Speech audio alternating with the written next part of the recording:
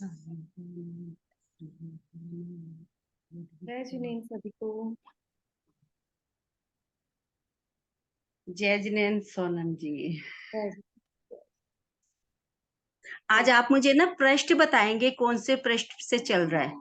ठीक है। आदिनाथ भगवान के चरणों में हम सभी का सादर नमन, सादर वंदन। पंच परमेष्टि भगवंतों के चरणों में हम सभी का सादर नमन, सादर वंदन।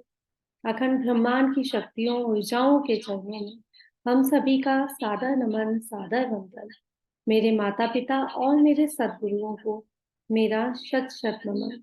उन सभी का आभार, उन सभी को धन्यवाद जिन्होंने कभी भी, कहीं भी, किसी भी रूप में, किसी भी जन्म में, किसी भी प्रकार का हमें ज्ञान दिया है, दान दिया है, और हमने अपना जीवन धर्म राह की ओर मोड़ लिया, मोक्ष मार्ग की ओर प्रशस्त कर लिया।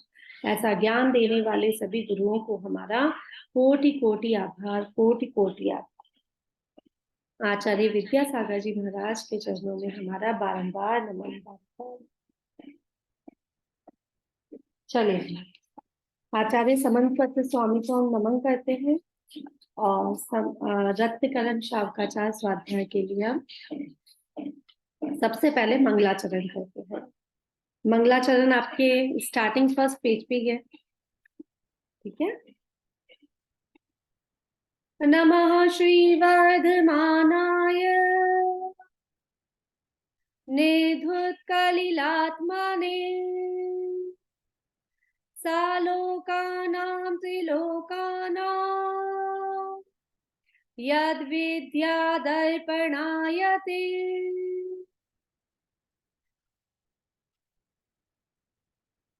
चलिए, 8 अंक और 3 मूर्ताओं के बाद अब हम मद की बात कर रहे हैं। ज्ञान मद सबसे पहले है, ज्ञान मद।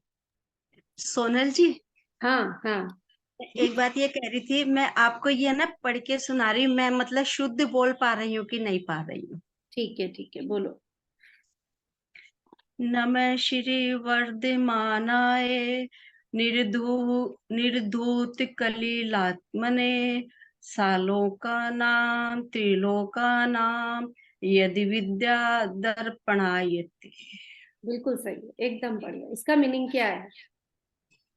अभी नहीं यार। हाँ, तो इसका मीनिंग समझो, बहुत इजी वे में समझ लो। नमः श्री वर्धमानाय, है ना। मैं वर्धमान स्वामी, और वर्धमान से लेके अभी तक, मतलब वर्धमान स्वामी तक, आदिनाथ भगवान से लेके वर्धमान स्वामी तक 24 तीर्थंकर को नमस्कार करता हूँ, है ना। इसमें लिखा तो श्री, नमः श्री वर्धमानाय है। हम क्या समझेंगे? हम समझेंगे महावीर भगवान को नमस्कार कर रहे हैं। और आचार्य समन्वत स्वामी की बात है कि वो नमस्कार कर रहे हैं महावीर भगवान को, और महावीर भगवान तक 24 भगवान को वो नमस्कार कर रहे हैं। क्यों कर रहे हैं नमस्कार? क्योंकि निर्धुत कलिलात्मने, उन्होंने क्या करा है? कलिल, निर्धुत अलग है, कलिल अलग है, आत्मन अलग है। अपनी आत्मा से काले काले जो दाग लग रखे हैं अपनी आत्मा पे, कर्मों का कलिल, जो कीचड़ लग रखा है कर्मों का, उसको क्या करा? निर्धुत मतलब हटा दिया, ठीक है। ऐसे वर्धमान स्वामी को मैं नमस्कार करता हूं जिन्होंने अपनी आत्मा के कलिल को, कालुष को मिटा दिया है, हटा दिया है, दूर कर दिया है, ठीक है। इसलिए हम उनको पूछते हैं, नहीं तो हम किसी को भी नहीं पूछते, हम उनको ही पूछते हैं जो अपनी आत्मा को शुद्ध कर चुके हैं। सालों का नाम, त्रिलोका नाम। सालों का नाम, त्रिलोका नाम मतलब तीनों लोकों में, क्या बोल रहे हैं? तीनों लोकों में, अलोकाकाश, लोकाकाश, अलोकाकाश, सब जगह यद विद्या दर्पणायते। तीनों लोकों में क्या विद्यमान है? द्रव्य विद्यमान है, ठीक है। द्रव्य, 6 द्रव्य पढ़े ना हमने। आते 6 द्रव्य जो है उनके गुण और पर्याय होती है, ठीक है। और कुछ नहीं है लोक में, द्रव्य है, गुण है और उनकी पर्याय है। तो उनको यद विद्या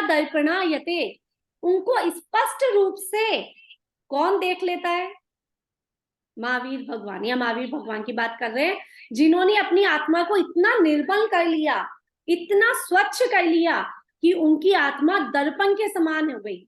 अब हम दर्पण में किसी को भी देखते हैं तो साफ दिखाई देता है कि नहीं देता? देता है। हम दर्पण के सामने हम खड़े होते हैं तो हम बिल्कुल जैसे हैं वैसे के वैसे ही दिखाई देते हैं, है ना? तो ऐसे ही उनकी आत्मा क्या दर्पण बन गई, और उसमें तीनों लोकों के सभी द्रव्यों के गुण और पर्याय स्पष्ट रूप से झलक रहे हैं। ठीक है, तो वो क्या हो गए? सर्वज्ञ हो गए, इसलिए तो सर्वज्ञ बोलते हैं, सर्वज्ञ। है ना? तो ऐसा कि उन्होंने, ऐसे महावीर भगवान जिन्होंने अपनी आत्मा के कालुष को मिटा दिया है। आत्मा का कालुष क्या है? 8 कर्म। 8 कर्म से तब सिद्ध भगवान बनते हैं, है ना? तो 8 कर्मों के कालुष को जिसने मिटा दिया है, और ऐसा मिटाने के बाद क्या हो गया? उनकी आत्मा दर्पण के समान बन गई है, और जिसमें सभी द्रव्य गुण पर्याय तीनों लोकों के द्रव्य, मतलब नरकवासियों को भी देख पा रहे हैं, वो स्वर्ग को भी देख रहे हैं, तिर्यंश को भी देख रहे हैं, निगोद को भी देख रहे हैं, मनुष्यों को भी देख रहे हैं, स्पष्ट रूप से दिखाई दे रहे हैं। जैसे अभी आप हो ना, आपकी 1000 पर्यायों पहले, 1000 पर्याय बाद, मतलब जहां से आपका शुरू हुआ जहां तक एंड है, ठीक है, वो सब देख लेते हैं। उनको सारा मालूम है आपकी पर्याय कब कैसी, क्या बदलेगी, क्यों बदलेगी, क्या कारण है। ऐसे सभी जीवों की द्रव्य गुण पर्याय को वो स्पष्ट रूप से जान लेते हैं। ये इसका मीनिंग है। ठीक है, तो ऐसे हम उनका, क्योंकि भाई क्यों ऐसा, क्यों हमको महावीर भगवान जैसा क्यों बनना है, ये इसमें स्पष्ट बताया क्यों बनना वो है। भी कुछ जन्म और मरण से मुक्ति लेनी है। बस जन्म मरण से मुक्ति कब होगी? जब 8 कर्मों का नाश होगा। 8 कर्मों का नाश होगा तो बाकी सारे विशेषताएं अपने आप आ जाएंगी। ठीक है, 8 कर्म यही हुए ना सोनल जी? ज्ञानावरणी, दर्शनावरणी, वेदनीय, मोह, अंतराय, नाम, गोत्र। नाम और नाम, आयु, गोत्र। नाम, आयु, गोत्र, बिल्कुल और 6 द्रव्य, जीव, पुद्गल, धर्म, अधर्म, आकाश का। बिल्कुल बिल्कुल, बहुत अच्छी बात। आपको थोड़ा थोड़ा जो जितना समझ आया अच्छा है, आपका जो इंटरेस्ट है ना उससे आपको जल्दी समझ आएगा, आप उस बात को समझ सकते हैं। मैं ये पहले भी पढ़ चुकी हूँ, लेकिन जब समझ नहीं आया था, अब ये दोबारा आपसे पढ़ रही हूँ ना तो समझ आ। हाँ, वो इसीलिए हम एक बार में जो चीज समझ नहीं आती दूसरी बार में आ जाती है। हाँ ऋषभ जी, देखो,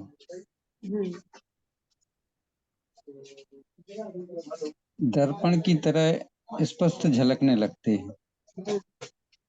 ऐसी ताकत किसमें है? सिद्ध परमेश्वरी स्वयं में। स्वयं में। हाँ, स्वयं में इतनी ताकत है, इस आत्मा की ताकत इतनी है। किसकी? मेरी स्वयं की। स्वयं की। इतनी ताकत होते हुए भी हम चराचर नहीं जान पा रहे वर्तमान में। बिल्कुल, ऐसा क्यों? बस मलिनता है, हम स्वयं को देख नहीं पा रहे हैं, कर्मों के भी, कर्मों का जो लेप चढ़ा हुआ है, वो जो कर्म हमको देखने नहीं दे रहे, या फिर हम इसको कहेंगे कि हम अपने आत्म स्वरूप को देखने का प्रयास ही नहीं कर रहे हैं।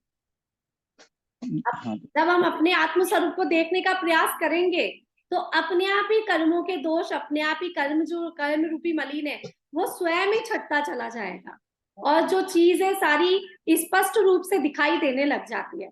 जैसे कि अभी हम थोड़ा बहुत समझने लगे, जैसे थोड़ा बहुत स्वाध्याय कर रहे हैं तो हमको समझ आ रहा है, तो हमें ये तक समझ आ रहा है इतना सा, जबकि अभी हमें कोई ज्ञान नहीं है।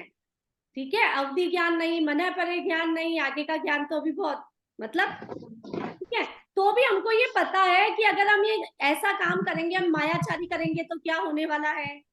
हम आप अगर हम अति अति परिग्रह करेंगे, अति क्रोध करेंगे तो क्या होने वाला है।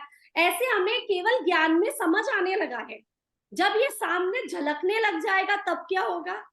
ऐसा वो कब होगा? जब हम अपने अपने आत्म स्वरूप को स्वयं देखने लगेंगे, तब ये होने लग जाएगा।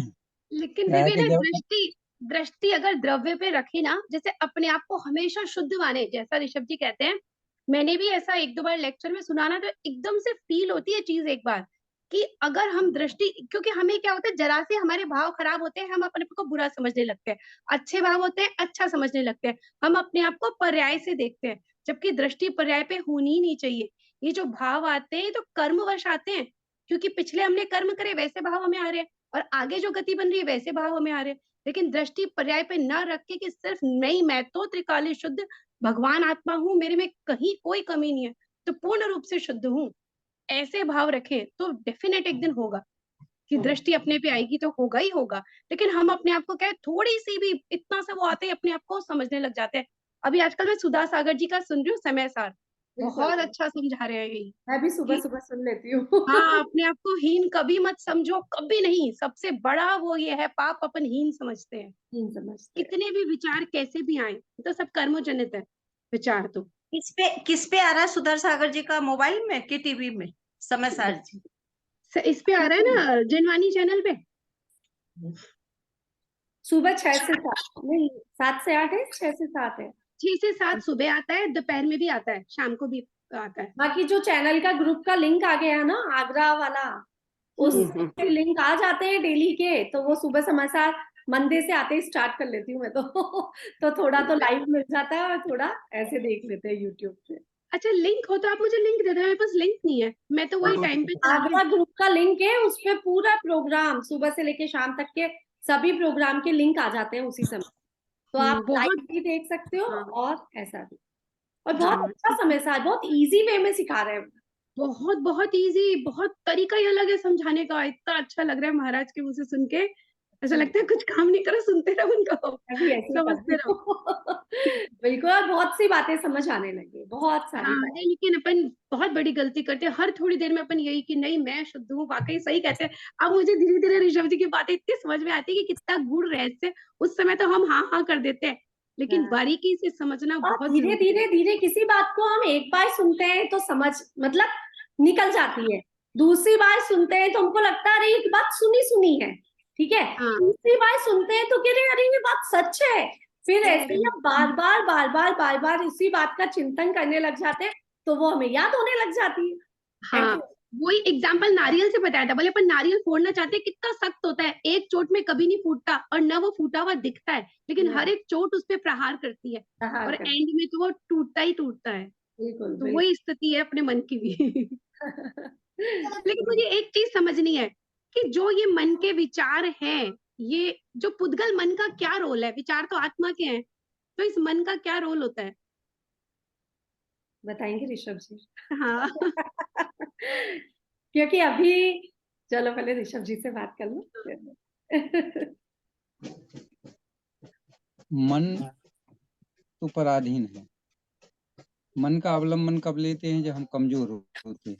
अच्छा, हाँ, तो हमारी कमजोरी जो है, मन से जो भी विचार आया है वो पर द्रव्य का अवलंबन लेके आ रहे हैं। मन का अवलंबन लेना पड़ता है जब हम दूसरे के पास जाते हैं, पर के पास जाते हैं, तो मन का अवलंबन लेना, इंद्रियों का अवलंबन। जैसे हमें बाहर देखना है, हम्म। तो काय का अवलंबन लेना पड़ेगा? खिड़की का। खिड़की का। हाँ, ये हमारी इंद्रियां क्या हैं? खिड़की हैं। हाँ, और मन जो है, एक द्रव्य मन मन पुद्गल का बना, और भाव मन। और मन आत्मा का आत्मा। बना, हाँ, दोनों मिक्स हैं। दोनों में। हाँ, तो भाव मन माने ज्ञान का क्षोभसम। हाँ, मन मिल जाना माने ज्ञान का क्षोभसम मिल जाना। और ज्ञान का क्षोभसम कितना मिलना? हिताहित का विवेक करना। मन का काम है हिताहित का विवेक। हमें बिल्कुल। क्या क्या ग्रहण करने लायक है, क्या छोड़ने लायक है। जैसे क्या नाम से श्रद्धान करना, जैसे तो श्रद्धान जैसे ज्ञान ज्ञान करना अपन को, ज्ञान श्रद्धान एक ही बात है। तो ज्ञान का काम क्या है? जानना। अब किसको जानना और किसको नहीं जानना, ये मन का काम है, ये क्षोभसम का काम है। क्या ज्ञान तो सब में है, एक इंद्री से लेके चौरिंद्री तक मन नहीं है, मन। तो हिताहित का विवेक नहीं कर पाते। जानना तो होता है पर मिथ्या जानना होता है। पर मन के माध्यम से सम्यक भी हो सकता जानना, और मिथ्या भी हो सकता।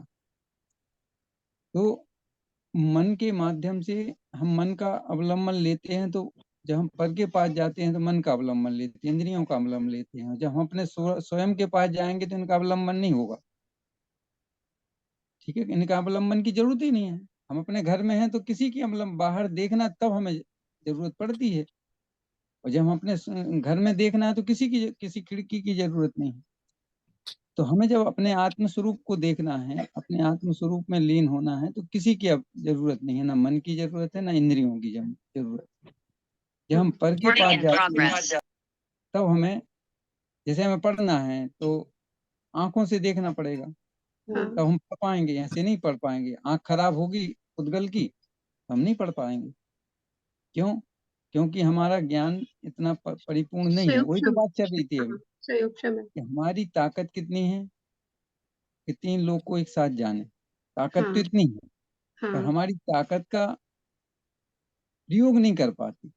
क्यों? हम्म, क्योंकि हमने पर की सेवा के लिए, पर की सुख की मांग के लिए, पर से जो कुछ भी मांगा, पर से मांगा, इसलिए उसकी दुर्दशा ये हो रही। हम्म, आत्मा की दुर्दशा हाँ क्योंकि उसने अपनी शक्ति को नहीं पहचाना, बिल्कुल। कि मेरी शक्ति तो 3 केवल ज्ञान शक्ति है, मेरी शक्ति तो परिपूर्ण परमात्मा स्वरूप शक्ति है। ऐसी शक्ति का विश्वास न करके दूसरे की शक्ति का विश्वास कर रहा है। ठीक है कि नहीं? मतलब जब स्वामियों दूसरे के की नौकर का काम कर रहा है। तो उसका पराधीन हो गया। अब वो जैसा तुम्हें नचाता है वो तुम नाचते हो। तुमने कि इंद्रियों ने कि हमें अच्छा भोजन चाहिए तो भोजन बनाने लगते हो, उन्होंने कि अच्छा देखने के लिए चाहिए, देखने चले जाते हो, सुनने चले जाते हो। तो ये 5 इंद्रियों के माध्यम से हम उनके गुलाम बने हैं। जब हम अपने आत्म स्वरूप की शक्ति को पहचान जाएंगे तो इनके गुलाम बनना बंद कर देंगे। अब उदाहरण से अपन समझे, उदाहरण दिया है कि एक शेर का बच्चा भेड़ियों की, भेड़ जाती ना चरने के लिए, राजस्थान में जाता भेड़ में, हाँ तो भेड़ के साथ वो शामिल हो गया, शेर का बच्चा। तो भी भेड़ियों के साथ रहने लगा, और वो भेड़ियों के संग, जैसे शाम को अपने घर आ जाती हैं तो वो भी उसके घर आ गया। तो वो अपने को आपको क्या मान रहा था? भेड़िया। भेड़, हाँ भेड़ के साथ में रह के भेड़िया। हाँ अब एक दिन क्या हुआ कि शेर की आवाज सुन के उसको अपनी शक्ति का भान हो गया। शेर माने, अपन दास्तान से दस्तान समझाएंगे, हाँ तो उसने भी धाड़ लगाई, तो सारी भेड़ें भग गईं और वो जाके उसमें शामिल हो गई। तो ऐसे ही हमारे पंच परमेष्टि हैं शेर, जो 5 परमेष्टि हैं वो शेर हैं, और हम क्या हैं? भेड़िया हैं। तो है तो शेर की शेर, जाति की। हाँ भेड़ियों में हाँ, हम हैं भेड़िया। अब शुद्ध। पंच परमेष्टि ने हमसे कहा, हमारे तीर्थंकरों ने, कि तू परमात्मा है ऐसा अनुभव कर, तू ही परमात्मा ऐसा निश्चय कर, तू ही परमात्मा ऐसा विश्वास कर। जब उस बच्चे ने ऐसा विश्वास किया, मैं भेड़िया नहीं, मैं तो शेर हूँ, मैं तो भगवान हूँ, जब ऐसा विश्वास करता है तो सारे कर्म, जो भेड़िया हैं वो कर्म है, ज्ञानावरणी, दर्शनावरणी, अंतराय, मोहिनी जी, 8 कर्म है। 8 कर्मों की भेड़ हैं समझो। तो वे सारी 8 कर्म द्रोहित हो जाते हैं, भाग जाते हैं, जब हम अपने आत्म स्वरूप को पहचानते हैं। किनके माध्यम से? पंच परमेष्टि के माध्यम। पंच परमेष्टि की वजह से। ठीक है कि नहीं? तो जब हम ऐसा देखते हैं, पहचानते हैं, ऐसे ही पहचान नहीं करोगे तो कुछ नहीं होगा। एक पोस्ट डाली थी सोनल जी आज, पंच परमेष्टि के उसमें डाली थी, एक नमोकार मंत्र के उसमें। हाँ नमोकार मंत्र की मैंने अनाज नाम। हाँ, पढ़ी थी मैंने भी। तो उसमें उसमें है क्या? एक एक पढ़ो, उसका भाव निकालो तो वही निकलेगा। कि जैसे उसमें मृत्यु जन्म जाप, हाँ मृत्युंजय का। तो आत्मा का स्वभाव तो जन्म मरण है ही नहीं, आत्मा हाँ जो अमर है। तो वो जाप करना माने मैं परमात्मा हूँ, ये निश्चय करना। तो मृत्युजन आपका मंत्र सफल हो जाएगा। बिल्कुल। अगर उस मंत्र को पढ़ेंगे तो मंत्र से नहीं कुछ होता, मंत्र को जबकि उस भाव को पकड़ना। हाँ तो मेरा स्वभाव है ऐसा, नमोकार मंत्र पढ़ना तो नमोकार मंत्र शब्दों से नहीं पढ़ना, हम्म, भाव से पढ़ना। श्रद्धांजलि जैसे कहा भाव से पढ़ो, हम्म, भाव से पढ़ो माने कि जो पंच परमेष्टि हैं वे अपने आत्म स्वरूप को में स्थित हैं कि मैं परमात्मा हूँ, पांचों। और वो यही कह रहा है कि तुम भी परमात्मा हो, ऐसा निश्चय करो। जैसे शिखर जी के लिए क्या कहते हैं, एक बार बंदे जो बंदे कोई, जो कोई, ऐसा नहीं, भाव सहित बंदे जो। भाव सहित बंदे जो कोई। ऐसी वंदना तो अनंत बार की है, और भाव सहित नहीं की। भाव सहित माने वो भाव माने मैं परमात्मा हूँ, ऐसा मान के तूने वंदना नहीं की। क्योंकि ऐसा मान के 20 तीर्थंकरों ने वंदना की थी तो मुक्त चलेगा, और तुम वैसे ही मान के करोगे तो तुम मुक्त चले जाओगे। वहां पहाड़ पे जाने से सिद्ध नहीं हो जाती। जैसे अब तीसरा पॉइंट, जहाँ सिद्ध रहते हैं वहां कौन से जीव रहते हैं, और निगोदिया। निगूढ़। हाँ तो उनका जन्म मरण कितनी बार होता है वहां, 18 बार 1 सेकंड में, तो एक जब, श्वास में। हाँ, तो उनका मोक्ष क्यों नहीं हो जाता। जब सिद्धों के साथ में रहते हैं तो उनका मोक्ष हो जाना चाहिए, तो नहीं होता। तो जगह से मोक्ष नहीं होता, भाव से मोक्ष होता है। वो भाव चाहिए, मैं परमात्मा हूँ, ऐसा भाव। ऐसा भाव जिनके पास आ जाएगा, माने उस भेड़िए जो भेड़ के साथ शेर का बच्चा लग गया था, उसने अपने स्वरूप को पहचान लिया तो सारे कर्म मिट गए। बस ऐसा अपन को करना है स्वाध्याय के माध्यम से। अपना श्रद्धान ऐसा जब तू विश्वास करेगा ना तो कर्म भाग जाएंगे और तेरा ज्ञान केवल ज्ञान हो जाएगा। यही प्रक्रिया हो, कोई प्रक्रिया नहीं। इस प्रक्रिया से ही समझना है। इसी प्रक्रिया से मंगलाचरण किया। मंगलाचरण का हमने अर्थ बताया था, मंगल आचरण। तो मंगल कौन है, मेरा आत्म स्वरूप मंगल। उससे उसके आचरण करने से मंगल माने सुख प्रकट हो जाएगा। मंगल माने सुख प्रकट हो जाएगा। मंगलाचरण, जो मंगल का आचरण करता है, अपने परमात्मा स्वरूप में आचरण करता है, उसका मंगल हो जाता है, जन्म मरण मिट जाता है और पूर्ण सुखी हो जाता है। यही बस इतना ही समझना। आज समझो, अनंत काल समझना यही पड़ेगा, और कोई रास्ता नहीं। एक ही रास्ता है सिद्धालय जाने का, कि मैं परमात्मा हूँ। ठीक है कि नहीं। जैसे, हाँ नहीं, जैसे आत्मा स्वद्रव्य का अवलंबन लेती है तो पर्याय हाँ, निर्मल निकलती है। तो क्या हाँ। वो सिर्फ सम्यक दृष्टि व्यक्ति का ही होता है, या भाई जैसे हम मिथ्या दृष्टि है, हम भी होता है पर पहचान नहीं पाते हो? भाई, जिसने आत्म स्वरूप को पहचान लिया उसका नाम सम्यक दृष्टि, हाँ जिसने आत्म स्वरूप को नहीं पहचाना उसका नाम मिथ्या दृष्टि। हाँ नहीं लेकिन सीधा हाँ हिसाब है। हाँ। अरे भाई, अभी आपको चोर कोई नहीं कहता ना, हम्म।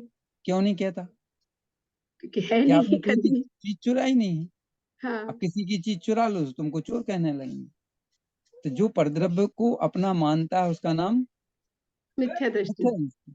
और जो परद्रव्य को अपना नहीं मानता, जानता है, मानता नहीं है। भाई, आपको देखने से हमें कोई कर्म बंद नहीं होगा, पर हम आपको ललचाई दृष्टि से देखेंगे तो कर्म बंद होगा। आपको पता नहीं चलेगा पर हमें कर्म बंद हो जाएगा हमारे हाँ भाव से। ठीक है कि नहीं। तो एक और उदाहरण आया था सोनल जी। क्या होता है कि जो अपराध करते हैं तो वो कहाँ जाते हैं, नर्क में या नर्क जेल। माने हिसाब से यहाँ पर अभी हाँ वर्तमान में जेल, जेल जेल जेल। में जाते हैं।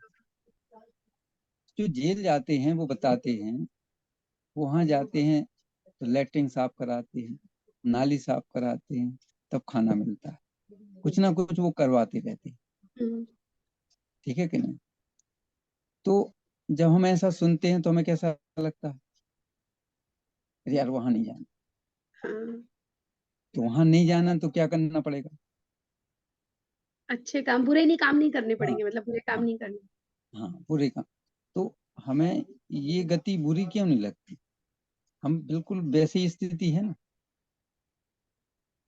हम्म, हम हैं परमात्मा और किसकी सेवा कर रहे हैं? इस शरीर की। ये शरीर कैसा है? दुर्गंधमय है। इसकी सफाई करते कि नहीं करते? तो हमें तो ये दुर्गंध में ही लगता है, वो नरक और जेल तो हमें बुरा लगता है। तो ये जो शरीर मिला है मलमूत्रमय, ये क्यों मिला? कि हमने इसमें अपनापन किया, इसमें हमने एकत्वपना किया, अपने स्वरूप को भूल के। ये शरीर बार बार मिलता है। और मैंने प्रकृति का जो स्वभाव है ना, वो बिल्कुल स्पष्ट है। जैसा तुम भाव करोगे वैसा तुम्हारा परिणमन होगा। हाँ, आप परद्रव को चाहोगे तो परद्रव मिलेगा, आप परद्रव को नहीं चाहोगे तो नहीं मिलेगा, मोक्ष मिलेगा। निरंतर सीधा आत्मा सीधा। का ध्यान हाँ रखेंगे तो फिर उसी हाँ तरफ अग्रसर होंगे। हाँ, हाँ। तो इन संसार की, इसीलिए छेड़ालाकार ने सबसे पहले 4 गतियों के दुख गिनाए हैं। क्यों? कि चारों गतियों में कोई गति तुम्हें इष्ट नहीं होना चाहिए। चारों गतियों को ज्ञान करा के उनसे दृष्टि हटाई है। ऐसा नहीं कि स्वर्ग, क्योंकि अभी जब तक ये नहीं समझता है तो क्या मांगता है? स्वर्ग की सुख मांगता है, स्वर्ग की सुख। जबकि स्वर्ग के सुख को उनको दुख कहा है। कोई गति अच्छी नहीं की, सिर्फ एक गति अच्छी है। वो कौन सी है? पंचम गति, माने पंचम मोक्ष। भाव, मोक्ष भाव, अपने स्वभाव रूप भाव। उसके सिवा और कोई अच्छी नहीं है। तो जब हम ऐसा निश्चय करते तो फिर उनने आपको शिक्षा दी, सम्यक दर्शन ज्ञान चारित्र ही श्रेष्ठ है। और वो श्रेष्ठपना जो प्राप्त कर लेता है तो उसका मोक्ष हो जाता है। तो ऐसे ही रत्नकण साहब का 4 रत्नों का करंड है तू। ये आत्मा रत्नों का करंड है। तो अलग अलग उपाधियों से इस आत्मा को सराहा है हाँ, कि तू ऐसा तत्व है। जैसे सोनल जी से कहें, आप कितना बढ़िया स्वाध्याय कराती हैं, आप कितने अच्छे से समझाती हैं, तो आपको कैसा लगता है? अच्छा ऐसे लगता तू है। ऐसे आत्मा इतना महान तत्व है तो तुझे आनंद आना चाहिए। अरे मैं इतना महान हूँ। हाँ, सही मुझे है। अपने आप को आत्मा समझो और आत्मा की तारीफ सुनो तो आनंद आना कौन चाहिए। कौन कर रहा है तुम्हारी तारीफ? पंच परमेष्टि कर रहे हैं, हाँ, सब नहीं कर सकते। एक प्रधानमंत्री आपकी तारीफ करे तो आपको कैसा लगेगा? जैसे हमारे पंच परमेष्टि उन प्रधानमंत्रियों से अनंत गुने अच्छे हैं। उन उन जैसी महान दुनिया वो आपकी तारीफ के, तुम परमात्मा है और तुम इस शरीर के मोह में, पंच इंद्रियों के मोह में पड़ के अपना जीवन बर्बाद कर रहा है। और उसकी दुर्दशा ऐसी के तुम जान भी नहीं पा रहा कुछ। ऐसी, ऐसा ही है ना कि नहीं? ऐसे उदाहरण कई, एक एक उदाहरण आपको फिर, जैसे कोई करोड़पति वो एक वेश्या के घर जाता है तो अपना वो स्वभाव भूल के वहां चला जाता है उस छोटे से सुख के लिए। और तू अनंत सुखी का भंडार है उसको छोड़ के। ऐसे उदाहरण इसीलिए दिए हैं। अब जब हम ऐसा समझाएंगे तो जब आप पढ़ेंगे तो फिर आपकी दृष्टि वहीं जाएगी, उस परमात्मा स्वरूप को ओर ही जाएगी, फिर कहीं नहीं भटकेगी आपकी दृष्टि। और उसको भूल के तुम जो काम करोगे तो उसको अनंत काल से भूले रहोगे। तो बार बार आचार्य आपको उस परमात्मा स्वरूप की दृष्टि कराते हैं। जब एक एक चीज फिर पढ़ोगे, चाहे छेड़ाला करो, चाहे रत्नकरण साहब का पढ़ो, चाहे समय सार पढ़ो, चारों अनुयोगों के ग्रंथ पढ़ोगे तो आपको वो चीज मिल जाएगी, फिर देखने को मिलने लगती है। और जब पता ही नहीं है तो देखने को नहीं मिलती। ऐसा ही है कि नहीं? चलो। नहीं, मैंने क्या मन की बात इसलिए पूछी थी, क्या होता है हर चीज के 2 मन होते हैं। जैसे कभी खाना भी बनाओ, लगता है ये बना लो, फिर लगता है नहीं यार समय लगेगा, अपन तो जिसमें जल्दी काम हो वो कर लो। तो मतलब हर एक चीज में 2 मन आते हैं, तो वही मन एक तो समझना चाह वो रही थी। वाला जो मन है वो तो एक ही है ना? ये आत्मा तो द्रव्य एक मन ही है। है। द्रव्य हाँ, में मन 2 होते हैं, इंद्रियां भी 2 होती है, मन भी 2 होते हैं, भाव इंद्रियां और और द्रव्य द्रव्य इंद्रियां। इंद्रिय। हाँ ऐसे ही द्रव्य मन अलग होता है, भाव मन अलग होता हाँ है ना। तो भाव मन, भाव इंद्रियां तो हमारे कर्मों के द्वारा हमको वो क्षयोपशम मिल गया। हमने हाँ। जब पिछले जन्म में जो कर्म किए उसके अकॉर्डिंग हमको उन इंद्रियों का क्षयोपशम मिल गया। वो इस्तेमाल करने का मतलब। भाव इंद्रियां, ठीक है ना। वो उसी समय हमको क्षयोपशम मिल गया कि इस जन्म में जब हम पैदा हो रहे हैं तब हमको कि इस जन्म में ये चीज ये क्षयोपशम है हमारे पास। अब भले आंख हो ना हो, भले थोड़े दिन बाद आंख देखने से मतलब जैसे वृद्ध जन देख नहीं सकते ऐसा कुछ भी, लेकिन हाँ। उसमें आंखों को देखने का क्षयोपशम तो था, कानों में सुनने का क्षयोपशम तो था। तब द्रव्य मन, द्रव्य इंद्रियां तो पेट, माँ के पेट में गर्भ में रहते हैं ना, तभी विकसित हो जाती है, ठीक है। लेकिन भाव इंद्रियां तो विग्रह गति से ही विकसित होना शुरू हो जाती है, कि मतलब आपने जो पिछले जन्म में कर्म किए उसके अकॉर्डिंग आपको ये सब मिलने वाला है। अब जो भाव मन है और द्रव्य मन है ये सब आपसे कर्मों के अकॉर्डिंग काम तो कराता है, ठीक है। लेकिन अगर वही वापस वही बात आ जाती है कि अगर हम सही समझने लगते हैं तो मन सही चलने लग जाता है, अगर हम गलत समझने लगते हैं तो दिशा दो ही मिलती है, तीन हाँ। नहीं मिलती है, या तो गलत या सही, ठीक है ना। तो मन भी क्या करता है, दोनों डायरेक्शन में भागता है। जो भाग रहा है ना मन, वो तो है भाव मन, ठीक है। हाँ। और जो मन करा रहा है वो द्रव्य मन है, आपसे अब वो काम करवा भी रहा है, सोच ही नहीं रहा। आपने कहा स्वाध्याय करना है, स्वाध्याय करना है, करना चाहिए, अच्छी बात है। तो ये भाव मन में आपके साथ 2 सालों से 4 सालों से पैदा हुए जब से चल रहा है, जब से समझदारी हुई है जब से चल रहा है ना।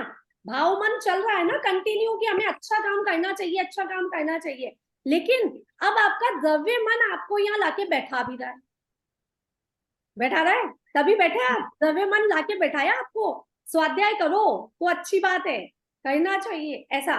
तो दोनों मन चल रहे हैं, एक साथ चल रहे हैं। लेकिन आपके कर्म कैसे हैं उससे तो आपके विचार बनते हैं। लेकिन अब आप अपन सही सोचने लग जाते हैं तो वो भाव भी सही हो जाते हैं, विचार भी सही हो जाते हैं, ऐसा। क्योंकि गति जो है ना हमको वो तो कर्मों के अकॉर्डिंग मिल चुकी है। लेकिन कहते हैं ना किस्मत, किस्मत के भरोसे बैठे रहेंगे तो खाना मिल जाएगा क्या? भाई लिखा होगा आपके लाभांतराय कर्म का उदय होगा तो खाना मिलेगा आपको, आपको खाना बनाने की भी जरूरत नहीं, कोई हाथ से ही खिलाने वाला मिल जाएगा, खाने की भी जरूरत नहीं है। तो क्या छोड़ दोगे? बनाएंगे। नहीं भाई देखते हैं कब तक खाना मिलता है कितना। तो ऐसे नहीं होता ना, किस्मत से काम नहीं चलता, पुरुषार्थ से ही काम चलता है। तो पुरुषार्थ भी हम ही करते हैं और किस्मत भी हमारी चलती है, दोनों चीज कंटिन्यू साथ चलती है, ठीक है। तो जो हमारी किस्मत, किस्मत मतलब वर्ड मीन्स कि जो हमारे कर्म हैं उसके अकॉर्डिंग हमारे भाव तो बनने लग जाते कि इस दिशा में हमको जाना है, ये करना चाहिए, ये नहीं करना चाहिए, ये कोई ना कोई पुण्य कर्म का उदय हुआ तो हम स्वाध्याय करने के बारे में सोच पा रहे हैं, ठीक है। लेकिन स्वाध्याय में जो मन लग रहा है वो अब द्रव्य मन का काम हो गया, है ना। भाव मन ने तो आपको इस जगह पे लाके बैठा दिया, मनुष्य जन्म दे दिया, सोचने समझने की हित हिताहित की विशेषता दे दी। लेकिन अब द्रव्य मन आपसे क्या क्या करा रहा है वो आप 24 घंटे में समझ पा रहे हो कि आपका द्रव्य मन कहाँ कहाँ भटका रहा है, आपको क्या क्या करा रहा है आपको, ये सब हमारा द्रव्य मन का काम है ना। अब उसके अलावा जो चीजें हैं वो थोड़ी तो कर्मों पे डिपेंड है और थोड़ा आपके, अभी देखो कर्म के अकॉर्डिंग हमको मनुष्य जन्म मिला, वो सब हो गए कर्म की बात वहीं खत्म हो गई। अभी कहते हैं ना, आजकल कहते हैं ना स्वर्ग भी यही है नरक भी यही है, क्यों कहते हैं पता है? अगर आपके पुण्य कर्म का ही उदय चलता रहता तो आपके लिए तो हर समय स्वर्ग होना ही चाहिए था। लेकिन आपका पुण्य कर्म का उदय था तो आपको शरीर मिल गया, मनुष्य जन्म मिल गया, उसके बाद आपको मन भी मिल गया, पंचेंद्रिय भी हो गए और संगी पंचेंद्रिय भी हो गए, आपको जैन कुल भी मिल गया, सब कुछ मिल गया, ठीक है। ये सब तो आपको किस्मत के भरोसे सब मिल गया। किस्मत मतलब पुराना किया आड़े ही आया है, यही आया। अब आपने पैदा हुए जब से, थोड़े समझदार हुए जब से, आपने मर्डर करना शुरू कर दिया, मतलब खून करना शुरू कर दिया। अब सोचो नरक यही है कि स्वर्ग यही है? स्वर्ग जैसा शरीर तो आपको देके भेजा भगवान मनुष्य बना के, क्योंकि मनुष्य से ही मोक्ष पॉसिबल है। लेकिन अब हम उस पे कर क्या रहे हैं? हम उसका उपयोग कैसे कर रहे कैसे कर रहे हैं? वही ना, ये क्या कहते हैं, लब्धि और उपयोग जो आया ना वर्ड तत्वार्थ सूत्र में, तो लब्धियां तो हमारी उपलब्धियां हैं। उपलब्धियां जो पांचों इंद्री और मन इंद्री मिली ना, वो तो हमारी उपलब्धि हो गई। हाँ, उसका प्रयोग कैसे करना, उसके बाद इन पांचों इंद्रियों का, मन का उपयोग कैसे करना है, वो हमारे हाथ में। वो किस्मत के हाथ में नहीं है, वो कर्मों के हाथ में नहीं है, वो हमारे हाथ में। लब्धियां करना कर्मों के हाथ में, उपयोग करना हमारे हाथ में। उपयोग हम करेंगे, तो मन का उपयोग भी हम किस प्रकार से कर रहे हैं वो समझने से ही बदलता है। अब हम समझने लग गए तो हम दिन भर सोचते हैं मैं परमात्मा हूँ, मैं परमात्मा हूँ, मैं परमात्मा हूँ। मैं वही आत्मा की आवाज ढूंढती हूँ, ये कौन सी है, भेद मतलब करना चाहती हूँ कि ये किसमें से कौन सी आत्मा है, कौन सा मन है, ये विचारों में ढूंढती हूँ। विचारों में तो वो ढूंढना भी कब पॉसिबल हो पा रहा है? कब पॉसिबल हो पा रहा है? क्योंकि हम इस दिशा में जाना चाह रहे हैं, तो ही तो पॉसिबल हो रहा है। कौन ढूंढ रहा है? नहीं तो आत्मा को। ऐसा देखो, हम लोग ना धर्म की उससे पढ़ रहे हैं, जैन धर्म के अकॉर्डिंग। आप ना जब ब्रह्म कुमारी इसको सुनोगे ना, जैसे रेखा आती थी क्लास में, ठीक है, वो जब मुझे सुनाती थी, मेडिटेशन कराती थी, वो खुद ऐसा फील करती थी कि आत्मा एक ज्योति है। और एज अ लाइट उनको दिखाई देती थी आत्मा, ठीक है। अब वो कैसा क्या होता है, क्योंकि वो देखती थी, वो बताती थी, बहुत डीप मेडिटेशन में 2-2 घंटे के मेडिटेशन में चल जाती थी, है ना। तो जब हमारा उपयोग एक ही जगह लगेगा, तब ही उस उपयोग का काम होगा, उस जगह को बताना, उस चीज को बताना। हमारा उपयोग इतना लग ही नहीं रहा है, तो कैसे पता लगेगा बताओ? उपयोग को केवल एक ही जगह पे लगाएंगे ना, तो आत्मा दिखाई देगी।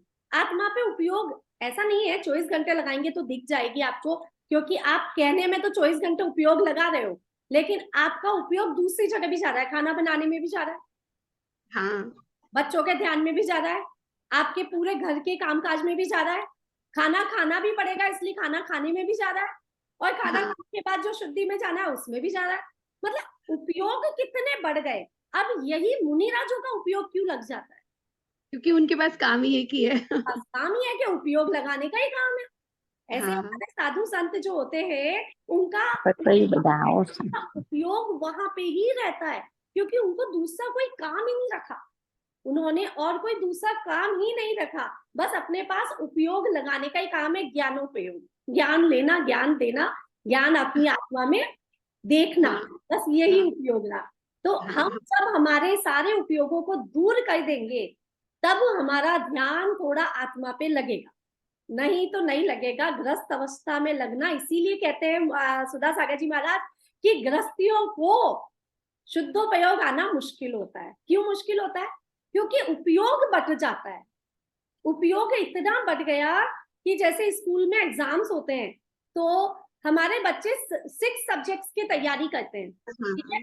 अब उनको एकदम कह दो कल मैथ्स का एग्जाम है, दे देंगे?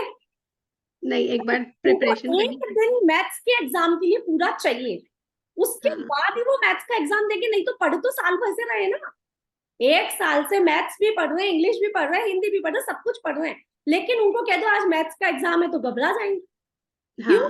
क्योंकि उनका उपयोग 6 जगह बट रखा था। अब आज मैथ्स का एग्जाम है, कल से लेके पढ़ रहे हैं, तो आज अच्छे से एग्जाम दे पा रहे हैं। मैथ्स में 100 में से 100 मार्क्स आ रहे हैं। क्यों? क्योंकि उपयोग केवल एक ही जगह पे लग गया। तो इसको कहते हैं उपयोग हमारा बटेगा, जितना जितना बटेगा वो कोई काम का नहीं रहेगा। जितना उपयोग को कम बांटेंगे, उतना उतना वो काम में आने लगेगा। वो जो ज्ञान है ना, वो काम में आने लगेगा। नहीं तो बस वो तो कोशिश करती हूँ आजकल बाहर सब जगह से हटा के अपने आप में बस काम से फ्री हो और इधर लगाना है। और जैसे आप आत्मा कहते हैं, आत्मा तो कभी दिखाई देता ही नहीं है, कहाँ से किसी को दिख गया। आज महाराज जी यही समझा रहे थे, बोले आत्मा नहीं देखा, लेकिन अनुभव होता है ना। अनुभव अभी ऋषभ जी हमको समझाए जा रहे हैं, तो हम विश्वास कर रहे हैं कि नहीं कर रहे हैं कि मैं परमात्मा हूँ? अनुभव हो गया आपको? आपको दिखाई दे दिया परमात्मा? नहीं, आपने सिर्फ भगवान को ही नहीं देखा तो खुद को कैसे देख लोगे? दिखाई तो देने की चीज है ही नहीं है। कोई अनुभव। चीज समझने से उसमें अनुभव में आने लग जाता हाँ सोनल जी, है। कोई तो कहते हैं। हाँ हम्म। ऋषि, आज मुझे लगता है क्लास नहीं होने वाली। क्लासेस चल रही है। क्लास है और यही पढ़ना है, यही समझना है। हाँ सही बात। देखो, ऐसा है, हम्म, जैसे गृहस्थ को शुद्धोपयोग नहीं हो सकता, हम्म, मुनि को शुद्धोपयोग हो सकता है, हम्म, और शुद्धोपयोग बिना हम्म, सम्यक दर्शन नहीं होता। बिल्कुल। हाँ, और ठीक गृहस्थ है, अवस्था में तो होता है सम्यक दर्शन। तो शुद्धोपयोग तो होता है। हम्म, कैसा होता है? गृहस्थों को बताया शुद्धोपयोग, क्योंकि एक गृहस्थ धर्म और एक मुनि धर्म। हाँ, वो तो होता गृहस्थों है, को गृहस्थों को होता है सराग सम्यक दर्शन, और हाँ वो मुनियों को होता है वीतराग सम्यक दर्शन। क्योंकि हाँ, उनको राग तो है, सम्यक दर्शन तो हो रहा है, उनको समझ है आत्मा की, लेकिन उनको फिर होके भी छूट राग है। जाता है, होके वैसे छूट एक अंतर्मुहूर्त वैसे के लिए। ग्रस्त अवस्था में कोई भी सम्यक दृष्टि जीव है, लेकिन अगर वो बीमार होता है तो वो इलाज करने पे ध्यान देगा ही देगा, हाँ कि नहीं देगा?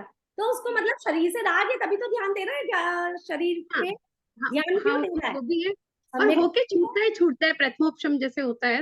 हाँ वो तो उस अकॉर्डिंग है। अंतर्मुहूर्त के देखो लिए। ग्रस्त में भी उत्तम श्रावक इसलिए तो बोले, उत्तम श्रावकों को क्यों पूजा जाता है? 11 प्रतिमा वो लिए हुए, नौ अरे 7 8 9 10 11 प्रतिमा, उनकी वैल्यू क्यों है? तिर्यंच पर्याय में हो सकता है, आप मुझे बताओ, तिर्यंच पर्याय में हो सकता है तो गृहस्थों को क्यों नहीं हो सकता है सम्यक हो दर्शन? सकता है, हो सकता है, मैं यही तो कह रही हूँ, हो तो सकता है, लेकिन सोनल जी, हाँ। अरे रुक जा, 1 मिनट रुको ना। हम्म, हाँ।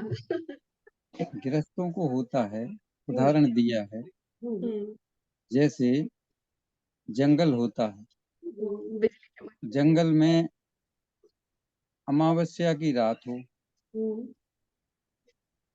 तो रात के 12 1 बजा हो, तो कितना अंधेरा रहेगा? घुप अंधेरा होता। बहुत।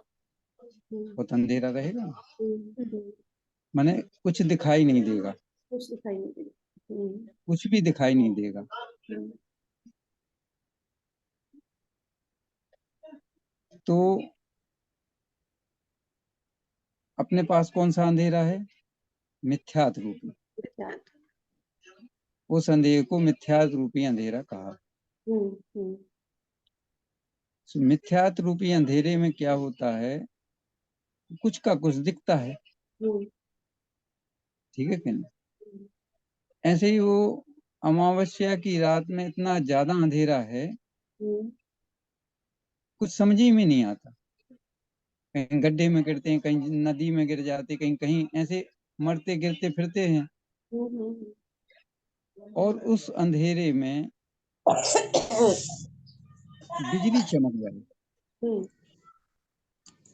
बिजली चमक जाए तो बिजली चमक में क्या होता है? पूरा दिख जाता है एकदम, बिल्कुल। हाँ रास्ता दिख जाता, हम्म, तो उसकी भटकन मिट जाती है।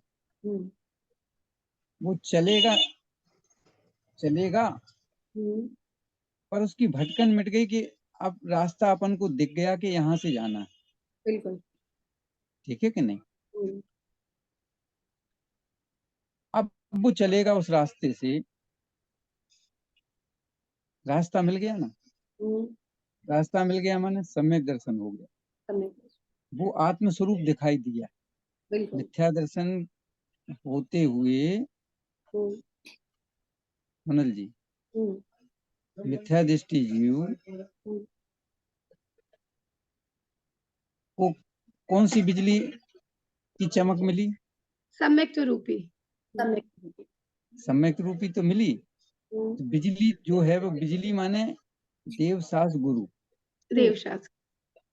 पंच परमेष्टि हमारे, हम्म, वो मार्ग तो वही बिजली वो है कि हम्म, जब उनके संपर्क में जाते हैं वो तुम्हें आत्मस्वरूप दिखाई देते हैं कि तुम परमात्मा हो, ऐसा अनुभव करो, तुम बिल्कुल। परमात्मा, ऐसा निश्चय करो तो तुम परमात्मा है। तो ये बिजली मिल गई ना, हम्म, जब ये चीज तुम्हें मिल गई, हम्म, तो अब जो दुनिया की भटकन थी, यहाँ सुख है वहां सुख है वहां सुख है, वो मिट गई। हम्म, अब एक कहाँ? अपने आत्म सुख, बिल्कुल। ठीक है कि नहीं? तो एक आत्म स्वरूप में तो बस उसको भोगो। इसको ऐसे जो शादियां होती हैं इसको शुभ शुभ शादी क्यों कहा जाता हाँ, है? भटकन मिट जाती है शादी इधर उधर। एक जगह विधि विधान पूर्वक, एक जगह बंधन हो गया। माने एक बंधन हो गया। अब भोगो अपने उसी चीज को। अब किससे भोगूं उसी चक्कर में पड़े रहते लोग। तो सही। एक भटकन मिट गई, स्थायी हो गया। तो आत्म स्वरूप को भोगो। अब पहले कभी इसको भोगो, कभी इसको भोगो, कभी तो उसमें तो सुख है ही नहीं वास्तव में, और न मिलना है। हम्म, तो वो भटकन मिट गई। तो ऐसे वो जंगल में वो भटकन मिट गई। कभी नदी में गिरता था, कभी रास्ते में, कभी पेड़ से टकराता था, कभी कांटे लगते थे, कभी हजारों विकल्प होते थे। वो विकल्प। विकल्प मिट गया। बात समझ में आ रही कि नहीं आ रही? बिल्कुल। हाँ, क्योंकि एक शब्द कह दिया कि गृहस्थों को शुद्धोपयोग नहीं हो सकता, मुनि को हो सकता होता है। है, सुनो बट सुनो, इतना नहीं हो सकता कि हम सोचे कि हर समय हम शुद्धोपयोग में रहें, वो क्योंकि तो हमारा पॉसिबल ही नहीं। उपयोग सुनो घट जाता है ना। सुनो तो पहले हम्म, ऐसा हमने बोल दिया, सुनो, हम्म। तो आपके दिमाग में क्या आएगा? अरे नहीं हो सकता, सही बात है। अब नहीं, ये आएगा कि पहले कपड़े उतारो, मुनि बनो, तब होगा। फिर आएगा, सही बस बात। समझ में आ गई ना? हम्म, हम्म, तो ये रास्ता नहीं है। हम्म, रास्ता ये है कि गृहस्थ अवस्था में ही सीख के जाओ तो वहां पर दिक्कत नहीं होगी। हम्म, जैसे आपको बॉर्डर बॉर्डर पर लड़ने को जाना है। बॉर्डर पर जो मिलिट्री होती है वहां लड़ने को जाना तो सीधे भेज देते कि नहीं, क्या करते? पहले प्रैक्टिस करा, मतलब पूरी ट्रेनिंग देते हैं। ट्रेनिंग कराते उसकी। तो ये गृहस्थ अवस्था जो है ट्रेनिंग की है। कौन सी ट्रेनिंग की? मुनि बनने की ट्रेनिंग, बिल्कुल। शुद्ध उपयोग बनने की ट्रेनिंग, कि कैसे आत्म स्वरूप को हम निरखें। जब यहाँ तुम्हें सीख जाओगे, परिपक्व हो जाओगे, तब तुम्हें हम वहां भेजेंगे। अब यहीं तुम कमजोर हो तो वहां नहीं भेजेंगे। तो ये पाठशाला जो गृहस्थपना की है ये बहुत जरूरी है। ये इसमें गड़बड़ होगा तो वहां गड़बड़ होगा। यहाँ आप परिपक्व नहीं समझ पाओगे तो वहां मारे जाओगे। बिल्कुल। क्यों? कैसे मारे जाओगे?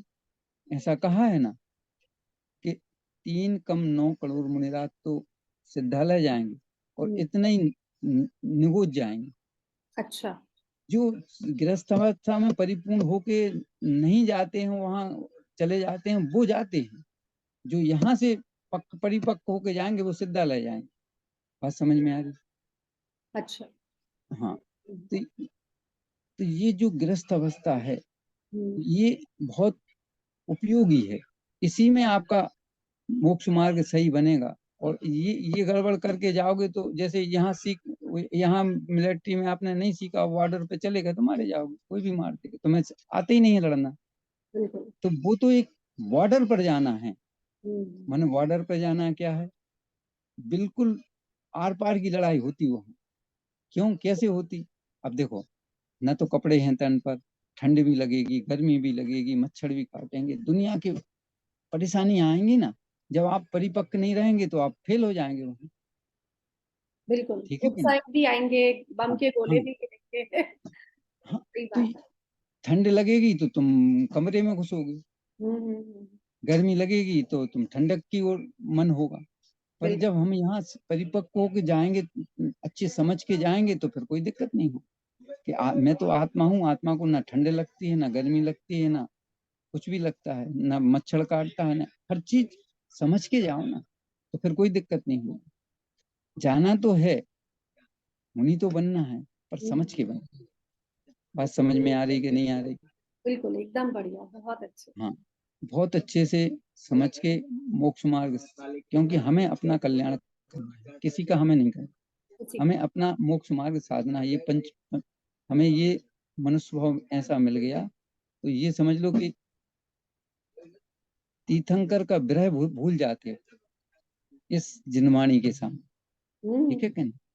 तो अच्छे से समझो, अच्छे से विचार करो, किसी का वो नहीं है, अपना उपयोग अपने में विचार करके कि कोई ने ऐसा, भाई जैसे कोई ने कुछ कहा तो उस पर विचार करो, ऐसा हो सकता कि नहीं हो सकता, बिल्कुल अपनी जनवाणी से शरण लो कि वो हो सकता कि नहीं हो सकता, ठीक है कि नहीं।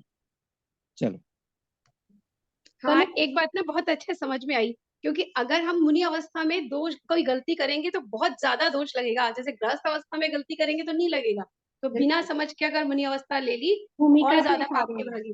भूमिका के अकॉर्डिंग, जैसे आज मैसेज था कि एकेंद्रिय जीव भी तो शाखा, मतलब उनको मायने का भी दोष लगता है और पंचेंद्रियों को भी मायने का दोष लगता है, तो भाई फिर इन चीजों का उपयोग करने से भी दोष तो लगेगा ही, सही तो नहीं हाँ। करने करें ऐसा। तो उसमें माता जी का पूरा वो था डिटेल, तो उसमें ऐसा हाँ। लिखा हुआ कि अच्छा ये बताओ कि एक नॉर्मल आदमी को मायना और प्रधानमंत्री को मायने में क्या डिफरेंस है? फिर क्या सजा मिलेगी, क्या मिलनी होगी? तो ऐसे ही कि किसकी कितनी है उसमें एकेंद्रीय जीव को मायने, मायने का उद्देश्य नहीं है तब तो दोष लगेगा नहीं, वहां पे भी मायने का उद्देश्य है तो दोष लगेगा। एक प्रधानमंत्री को उड़ाने का उद्देश्य लेके कोई आदमी आएगा, केवल बोल ही दिया उसने, मारा हाँ। नहीं, केवल उसने मन मुंह से माइक पे बोल दिया कि आज तो मैं प्रधानमंत्री को उड़ा दूंगा, अब उसी सोचो समय उसके साथ क्या होने जेल वाला। में। हाँ। ऐसे ही, तो ऐसे ही कि जिस भूमिका में उस अकॉर्डिंग हमको पाप भी उस अकॉर्डिंग ही लगते हैं। हाँ। बिल्कुल। हाँ, तो चलो आज यही बहुत बढ़िया रहा सम्यक दर्शन पे चर्चा हमारी। हाँ। हाँ। तो आज इतना ही रखते हैं, आगे का हम कल ज्ञानवत को आगे हम कल पढ़ते हैं, ठीक है ना। ठीक है। चलिए जय जिनेन्द्र सभी जय को। जिनेन्द्र सभी को। जय जिनेन्द्र। जय जिनेन्द्र। जय जिनेन्द्र। नमोकार मंत्र बोल लीजिए।